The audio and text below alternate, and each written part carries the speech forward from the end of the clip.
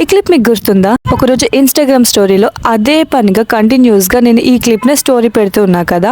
అయితే ఈ క్లిప్ చూడగానే నాకు స్ట్రేంజర్ థింగ్స్ లో డెమోగార్గన్ గుర్తొచ్చింది. సో దీంతో డెమోగార్గన్ చేస్తే ఎలా ఉంటుందో అనిపించింది. ఇంకా అంతే పెయింట్స్ బ్రషెస్ తీసుకొని రెడీ అయిపోయాను. ఫస్ట్ రెడ్ కలర్ పెయింట్ ని తీసుకోండి. నేను కొంచెం కకృతి దాన్ని కాబట్టి ముందు క్యాప్ లో ఉన్న పెయింట్ ని తీసుకుంటున్నాను. మీరు కకృతి పడకండి. అండ్ ఈ పెయింట్ ని తీసుకొని ఏదైతే డెమోగార్గన్ లాంటి క్లిప్ ఉందో ఆ క్లిప్ పైన వేయాలి. ఓకే, కొంచెం భయంగా ఉంది బట్ పర్వాలేదు. Just trust the process.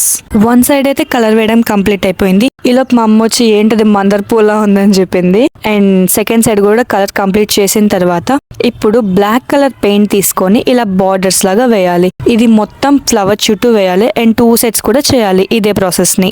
Complete చేసిన తర్వాత ఇలా ఉంటుంది. ఇంతకీ స్ట్రేంజర్ థింగ్స్ లో మీ ఫేవరెట్ క్యారెక్టర్ ఏంటో కామెంట్ చేయండి. అండ్ ఇక్కడ నేను బ్లాక్ బార్డర్ వేసిన తర్వాత కొంచెం షేడింగ్ ఇచ్చాను, కొంచెం రియలిస్టిక్ గా కనిపించడానికి. తర్వాత వైట్ కలర్ పెయింట్ తీసుకోండి. ఏదైనా సన్నగా ఉండే బ్రష్ తీసుకోండి. ఇక్కడ నేను మిడిల్ లో బ్లాక్ కలర్ డాట్ పెట్టాను, అది చూపించడం మర్చిపోయాను. ఇప్పుడు ఏం చేయాలంటే బ్రష్ తీసుకొని వైట్ కలర్ పెయింట్ తో చిన్న చిన్న డాట్స్ లాగా అయితే పెట్టండి. ఈ ప్రాసెస్ ని 2 sides రిపీట్ చేయాలి. చేసిన తర్వాత ఫైనల్ అవుట్పుట్ అయితే ఇలా అనిపిస్తుంది. నేను ఒక సైడ్ కంప్లీట్ చేశాను, ఇంకో సైడ్ కూడా కంప్లీట్ చేసి మీకు చూపిస్తాను. ఇది ఫైనల్ అవుట్పుట్ అన్నమాట. చూడండి ఎంత ప్రిటీగా ఉందో. నాకైతే చాలా బాగా నచ్చింది.